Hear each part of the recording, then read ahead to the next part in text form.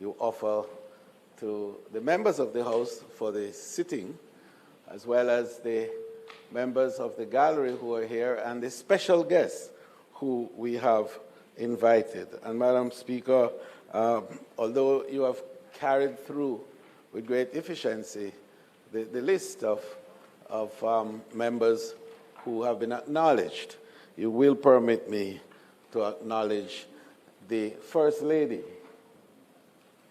of the family,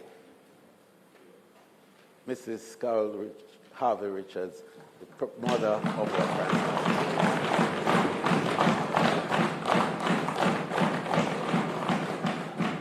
You would also allow me to welcome, because we have not had this opportunity except for once a year, in fact, when we have the throne speech, to have the members of another chamber represented in such fulsome manner as they are today. And,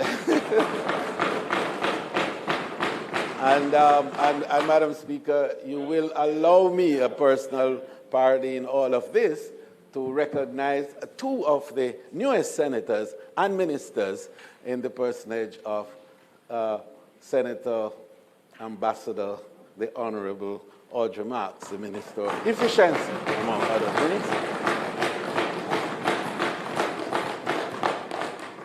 And a scion of my own stock, if I'm allowed to say so, the newly minted Minister of State in the Ministry of Tourism with responsibility for linkages, Senator Delano Seabright. So, Madam Speaker, today's agenda will move smoothly, as we normally do, but particularly with great alacrity, as we have to receive the 10th budget presentation by the Prime Minister of Jamaica, the Most Honorable Andrew Holness.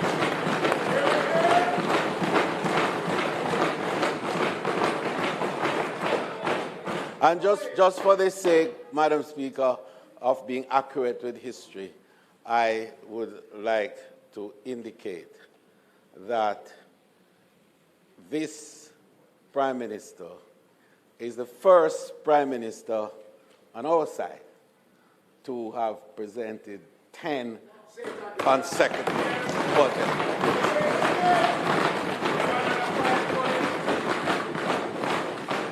And Madam Speaker, this foretells a future that is exciting and bright. And we look forward to hearing from our Prime Minister today, and of course, only as we always do, as a wonderful Christian country, we put our hands in the hand of Him who guides the future, and we know that the Prime Minister's future is secure. May it please you, Madam Speaker.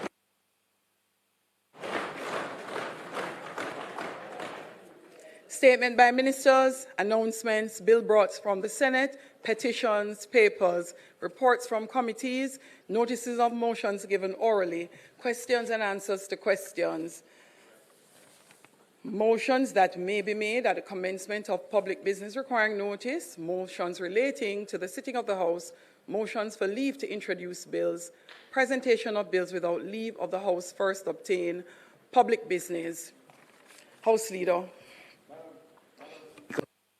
As I indicated earlier in my introductory remarks, today's special, historic, 10th consecutive budget presentation will be made by the Member of Parliament for St. Andrew, West Central, Prime Minister of Jamaica, the Most Honorable Andrew Michael Holness.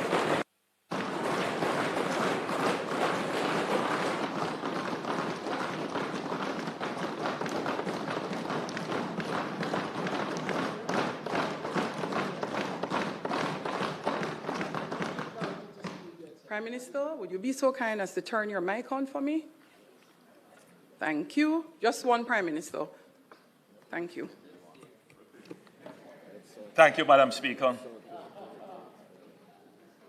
Excellencies of the Diplomatic Corps, Jamaicans, at home and in the diaspora listening, watching, and following on social media, distinguished ladies and gentlemen in the gallery, I stand before this honorable House with a heart full of gratitude.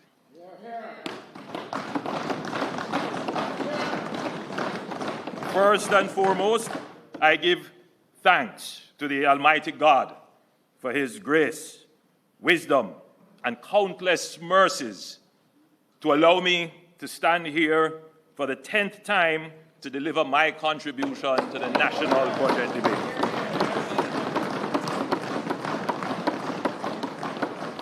Madam Speaker, honorable members, senators, and former members seated in the well, blessings to you and on our nation. Each day we are given is an opportunity to serve, to improve, and to uplift the lives of our fellow Jamaicans, and I do not take this responsibility lightly. I am deeply grateful to my family for their love and support, especially my wife Juliet,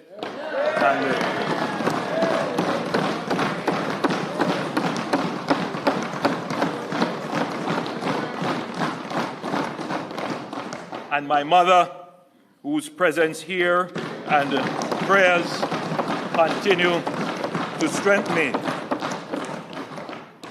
And Madam Speaker, allow me to express further gratitude and commendation on your firm and balanced hand in guiding the affairs of this House.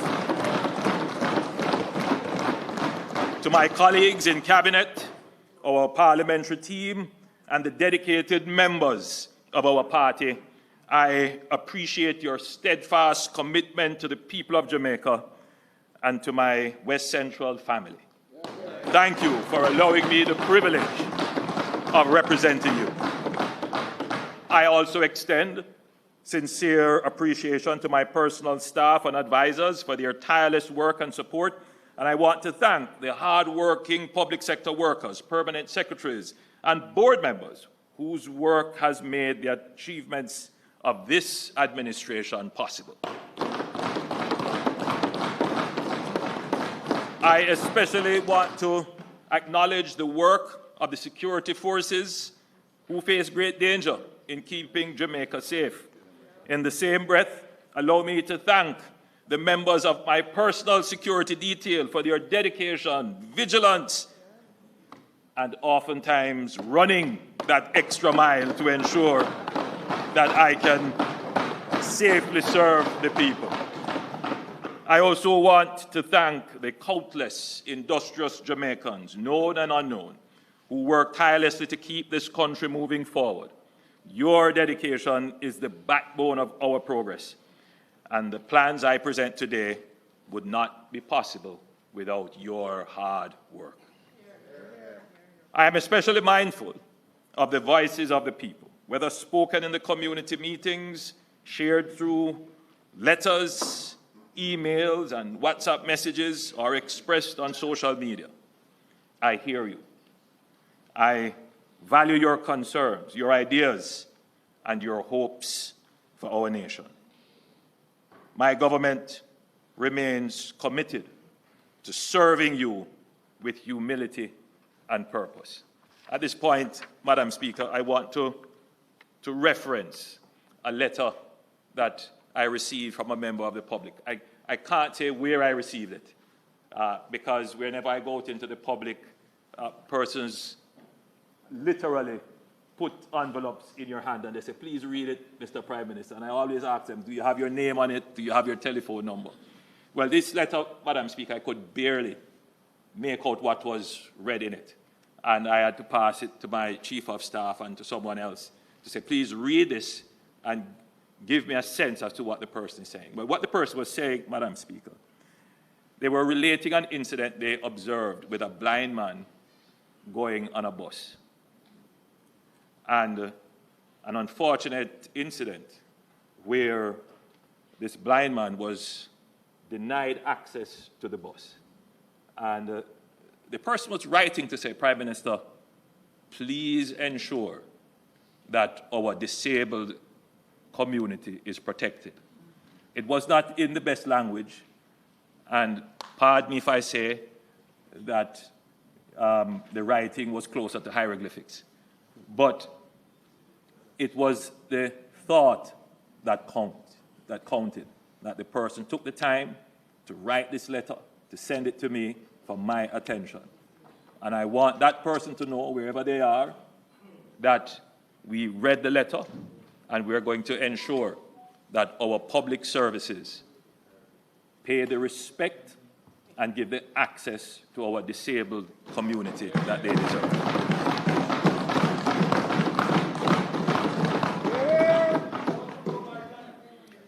Madam Speaker, I stand before you today filled with immense pride as we reflect on the extraordinary progress our nation has made. The achievements are not just incremental improvements, they are historic breakthroughs that have placed our beloved nation in the strongest economic position ever since gaining independence. The numbers do not just tell a story of improvement, they tell a story of transformation, of an economy that has overcome decades of instability, uncertainty, and crisis to achieve a level of stability, strength, and resilience that Jamaica has never before experienced. Madam Speaker, the Leader of the Opposition and the Opposition spokesman on finance in their presentation attempted to whitewash their record and suggested that analysis of the country's economic performance does not go back far enough to do justice to their contribution. I do not believe they can complain if we start at independence.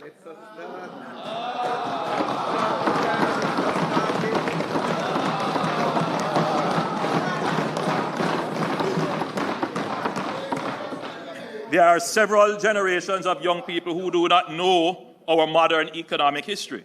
There are generations of middle-aged and older Jamaicans who experienced the history but did not quite understand it or have forgotten about it. Then there are those who were the architects of the destructive past. Some quietly and privately admit shame over their actions, but some still try to justify their actions and absolve themselves of responsibility as they battle for your mind. I don't like to dwell on the past, but I find myself having to correct the problems of the past while at the same time dealing with the current challenges and creating new legacies for the future. We cannot lose the battle for the minds of the people of Jamaica. Otherwise, we are at risk of having the people who made the mistakes of the past repeat them.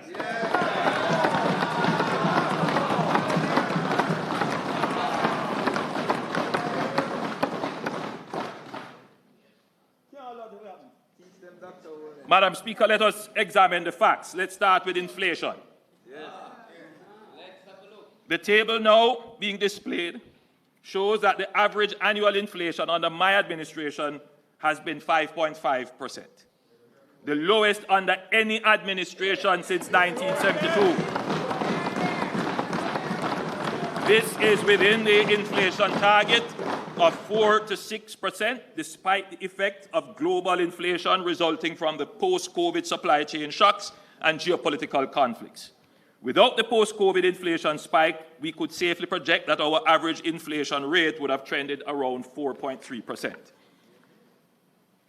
The period of highest inflation in Jamaica's history was under the PNP administration of 1989 to 2007.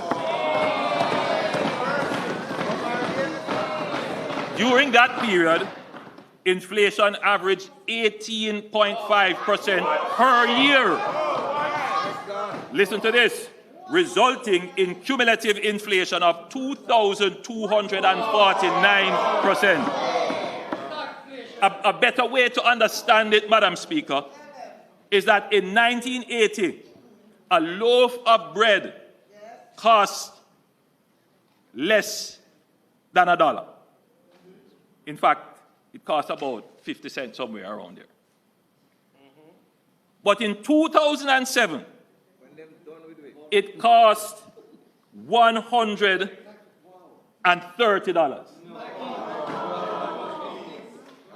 You know how much inflation that is?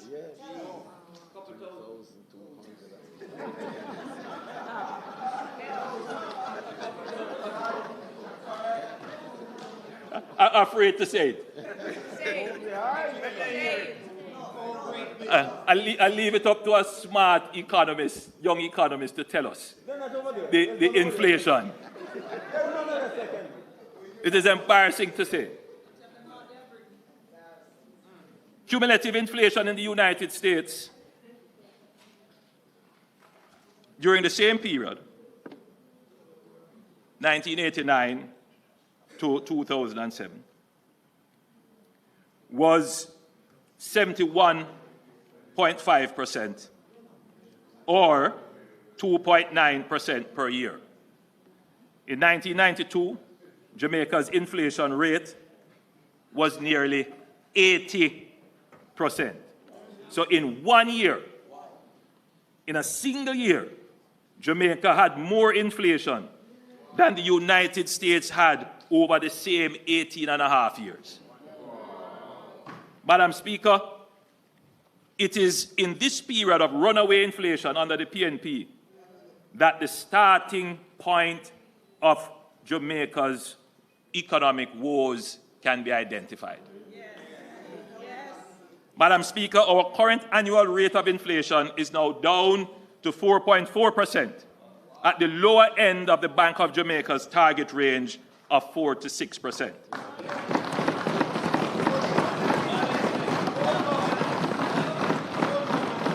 Through well-managed fiscal and monetary policy, we have brought inflation back down to sustainable levels. My administration has instituted a robust policy of inflation targeting through disciplined monetary policy of the independent central bank, supported by responsive fiscal policies of the central government. We must not allow the failed policies of the PNP to destroy the gains we have made in managing inflation over the decades. Let's look at job creation. Madam Speaker, let us look at the unemployment rate. When the PNP left office in 2016, the unemployment rate was 13.7%. Now the unemployment rate is a historic low of 3.5%, almost full employment.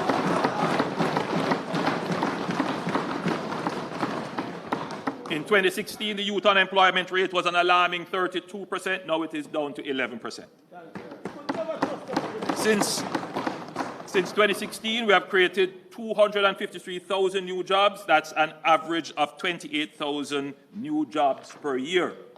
The last PNP administration between 2011 and 2016 created an average of 15,000 jobs per year. Our rate of job creation is nearly twice that of the PNP. Madam Speaker, these are not just statistics. They represent real jobs impacting people, families, and communities. Young people who were once left out of economic opportunities, they now see the door of opportunity opening. Mothers and fathers who struggle to make ends meet are now securing stable employment. Jamaica today has the strongest economy since independence. Jamaica has a bright future. We are not going back to the failed policies of the PNP. Madam Speaker, let's now look at the exchange rate. The table now being displayed shows that during the past 9 years, the Jamaican dollar has depreciated by an average of 2.9% per year relative to the US dollar. This is by far the lowest rate of currency depreciation under any political administration since independence. By contrast, Madam Speaker, the dollar depreciated by an average of 8.5% annually under the last PNP administration. And the worst currency depreciation took place under the PNP administration of 1989 to 2007. When they assumed office in 1989, the exchange rate was 5.51, that's $5.51 Jamaican dollars to $1 US. When they left in 2007, the dollar had fallen to $70.41 to $1 US, a whopping 1,178% depreciation. Madam Speaker, it is this period of foreign exchange volatility under the PNP that is the starting point of Jamaica's economic woes. Jamaica today has the most robust and transparent foreign exchange market in the region and the most stable FX environment since our independence. This stability did not happen by chance. It is the product of sound fiscal and monetary policies.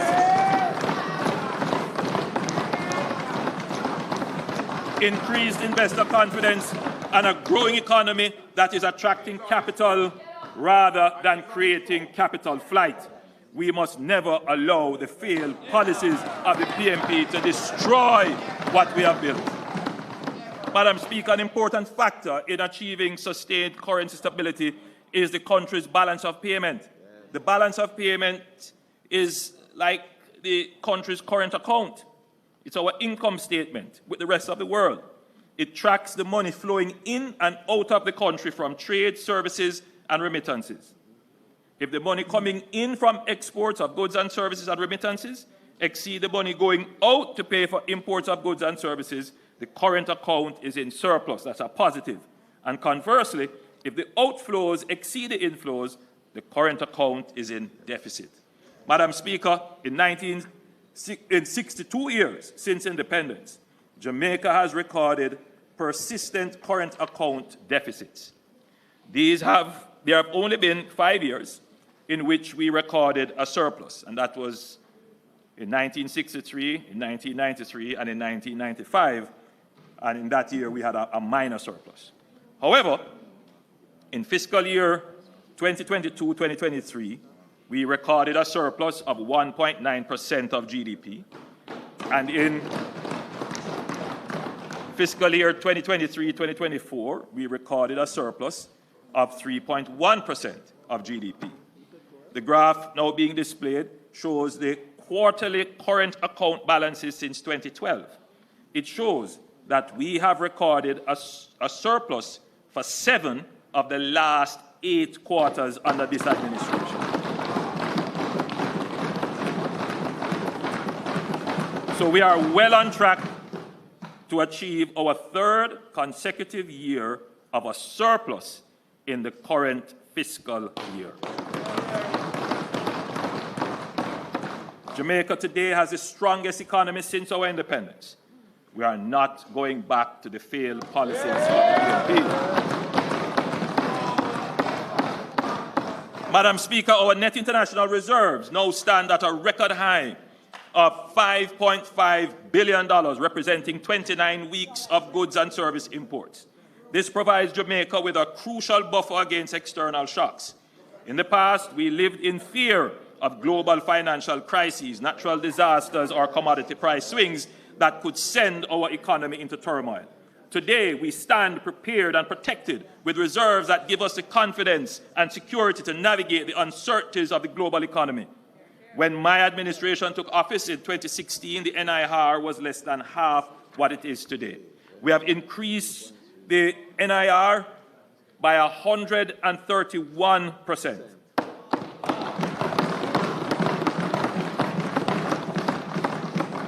And we have done so despite facing the worst global health and economic crisis in 100 years.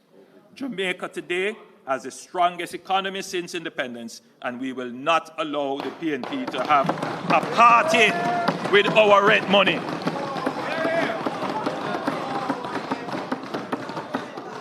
Yes, we will not allow the PNP to party with our rent money as the Minister of Finance.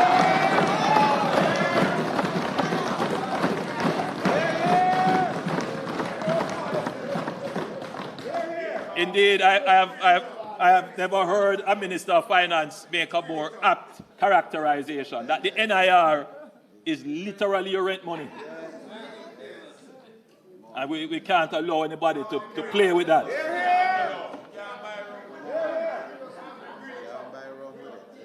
Madam Speaker, perhaps one of the most remarkable indicators of our economic transformation is our debt to GDP ratio, which has fallen from unprecedented levels. When my administration took office, the debt to GDP ratio was over 120%. It is now approximately 68.7%, and we are on track to meet our target of 60% by March 2028. It is important, especially for young Jamaicans, to understand the roots of our debt crises. Jamaica faced two major periods of debt distress. The first, from the 1970s to the late 1980s. And this was driven by two global oil price shocks, a failed experiment with democratic socialism, a global recession that slashed bauxite revenues, and Hurricanes Allen and Gilbert in 1980 and 1988, respectively. The second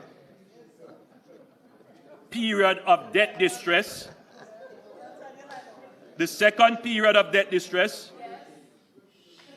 was from the 1990s to the late 2010s.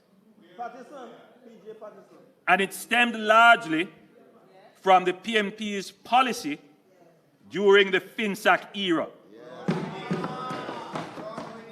which collapsed financial institutions, wiped out the business class, and triggered a prolonged recession worsened by the 2008 to 2009 global financial crisis. In the mid-1990s, Jamaica faced a financial sector crisis which resulted in the collapse of a number of financial institutions. The financial sector meltdown was not caused by any exogenous, meaning outside shocks or global crisis. In fact, the US, our major trading partner, had robust growth in the 1990s, averaging 3.4% per annum. This was purely caused by bad government, bad policy choices, and poor superintendence of the economy. Listen to me clearly, members. FinSAC was a homegrown domestic crisis wholly caused by the PNP, for which we are now only just recovering.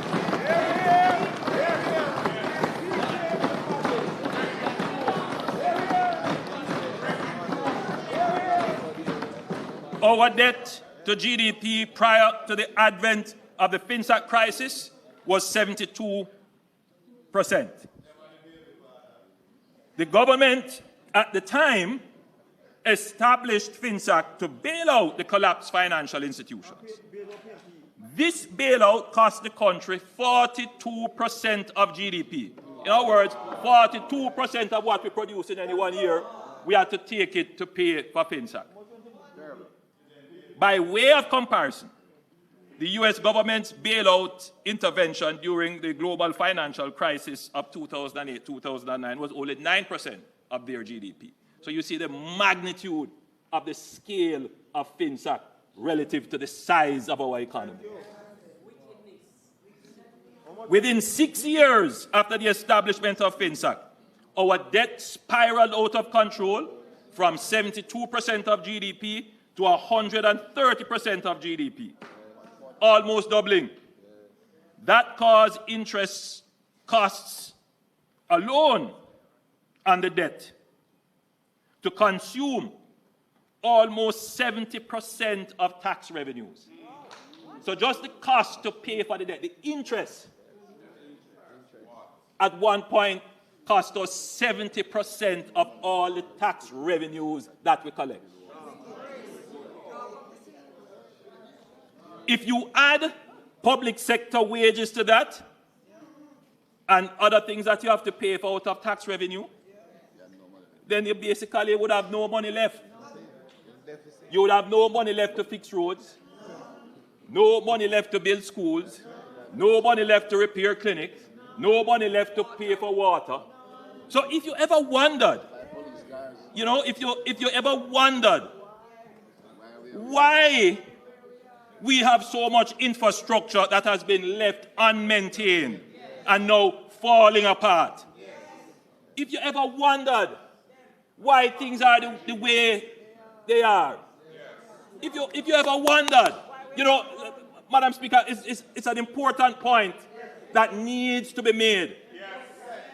Because the average man listening might, in the background of the shrill of noise that we hear, this might go way back in their memory.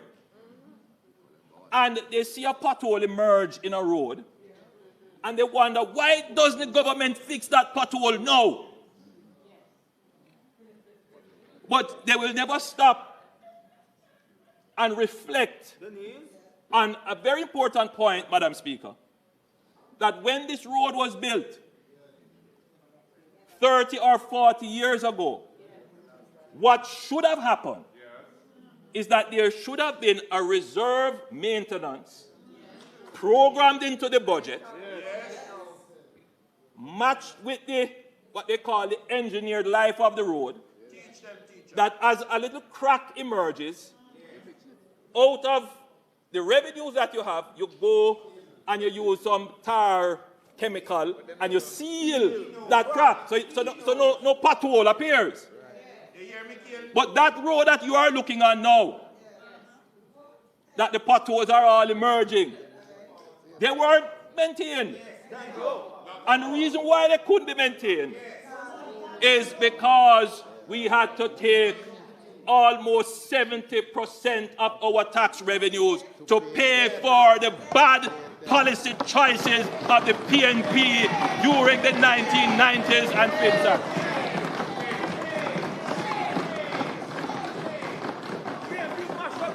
I want Jamaicans to understand that lack of maintenance accumulates.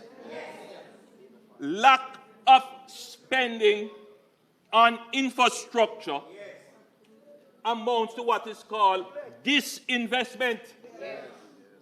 So you can build a hospital, but if you don't maintain a schedule of maintenance, the value of that hospital declines, depreciates.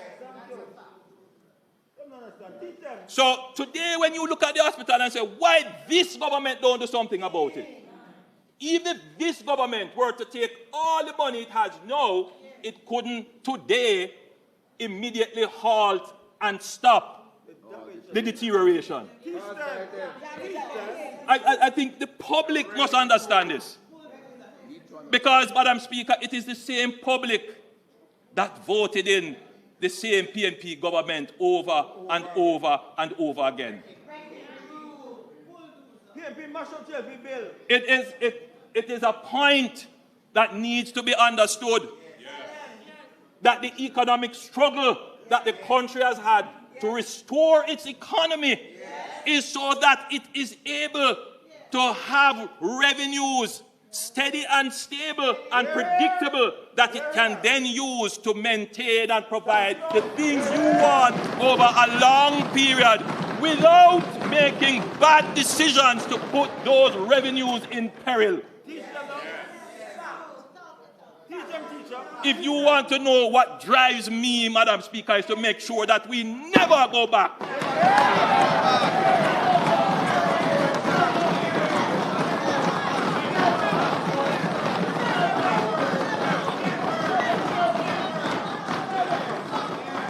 So, Madam Speaker, so if you want to know what is the root of our problems today, it is the bad policies of the PNP in the 1990s.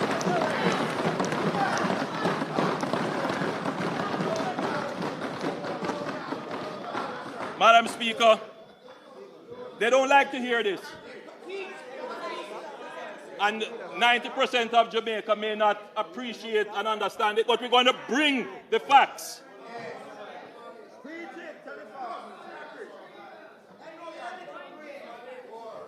The member's time for speaking.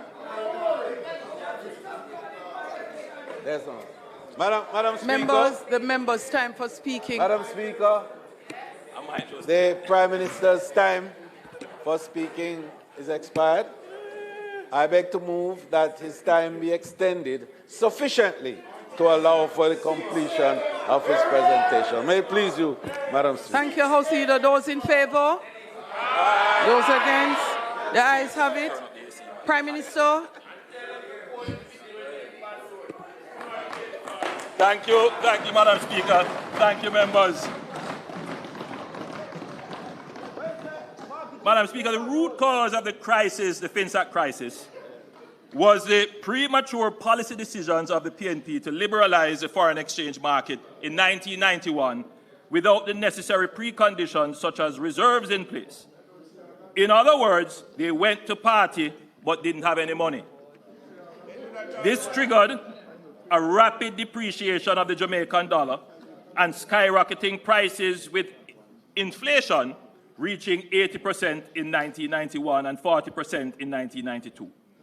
Not having any rent money to ward off speculators, the government then tried to protect the exchange rate through exorbitant interest rates. As a result, productive enterprises, especially small businesses, were unable to service their loans, and the loans became non-performing. Mounting non-performing loans and loan defaults then caused banks to collapse. Madam Speaker, the PNP's high interest rate policy created a two-tiered economy.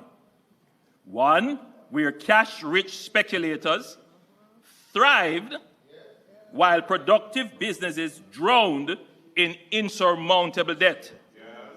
This led to what a prominent member of the PNP described as the largest transfer of wealth from the poor to the rich since slavery. Madam Speaker, who were the beneficiaries of this wealth transfer from the poor to the rich?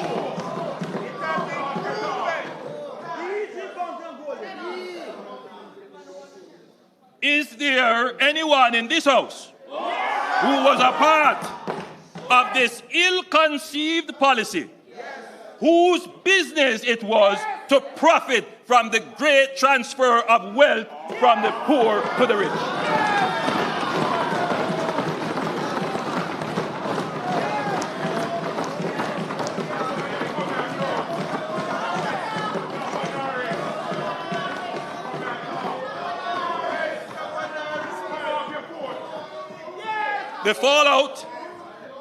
The fallout was immense. It is estimated that over 40,000 businesses collapsed,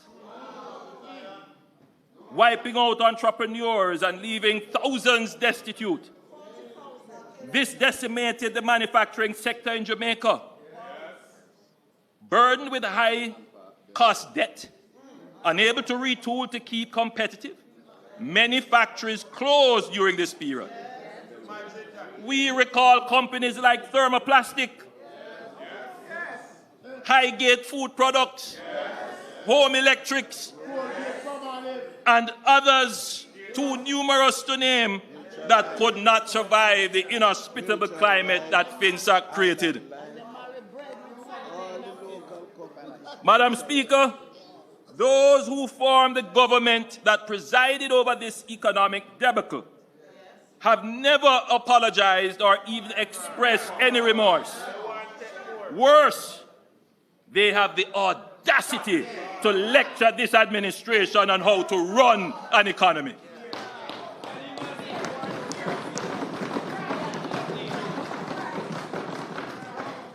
For the next 20 years after the PNP inflicted FinSAC, the FinSAC shock,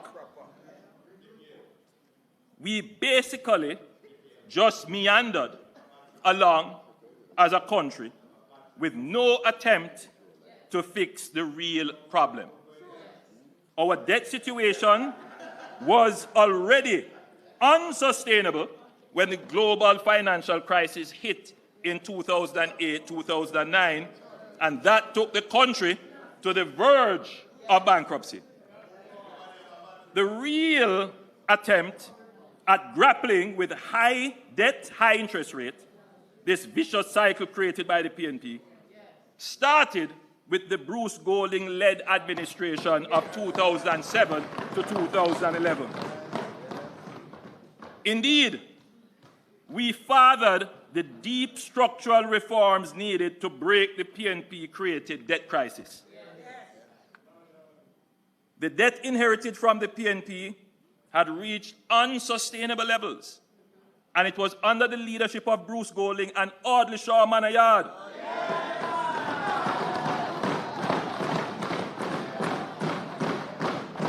supported by enlightened and patriotic members of the private sector and reasonable unions, that the first structured debt exchange was engineered, JDX. This pulled Jamaica from the brink of another financial collapse by successfully reducing Jamaica's interest cost, extending debt maturity, improving debt sustainability, and giving the country the credibility to approach the IMF. We put in place the fiscal responsibility framework, which enhanced transparency, accountability, and reporting on public finances and placed limits on the fiscal deficit. This was the basis for the fiscal rule legislation and all the other reforms we have today. We took tough steps to divest loss-making public entities such as the Sugar Company and Air Jamaica, which under the PNP racked up huge debts and operating losses carried over from the 18.5 years of poor management and lack of superintendence of public bodies. And when we were the opposition, we did our part in supporting and developing many nascent measures, including working assiduously on every piece of legislation required to meet the IMF timelines. I gave direct instructions to my members of the House and the Senate that we must not hold up any of the IMF bills. We were a responsible and constructive father, even in opposition.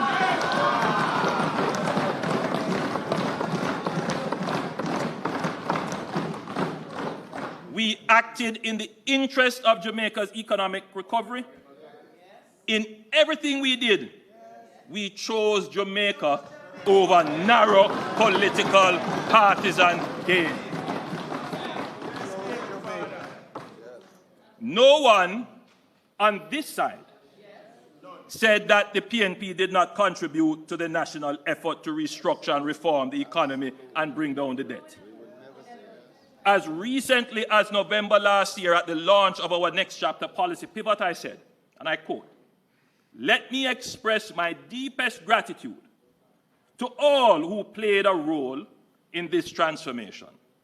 Leaders from both sides of the political aisle, business leaders, our civil service, unions, members of civil society, and most importantly, the people of Jamaica. I want to specially recognize and thank the Honorable Bruce Golding, former Prime Minister,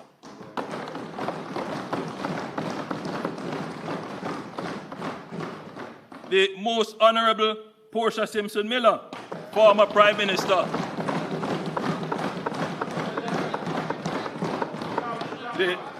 the member,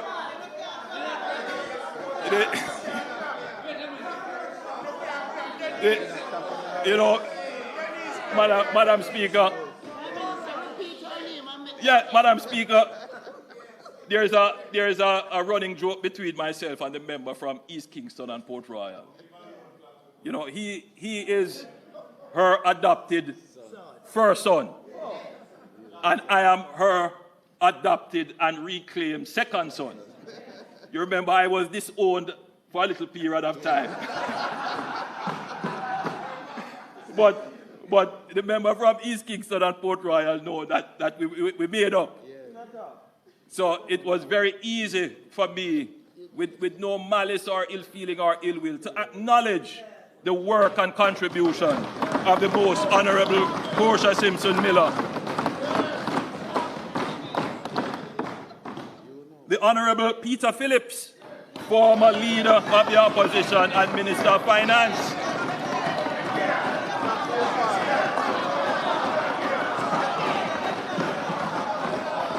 the Honorable Audley Manayard Shaw, former Minister of Finance,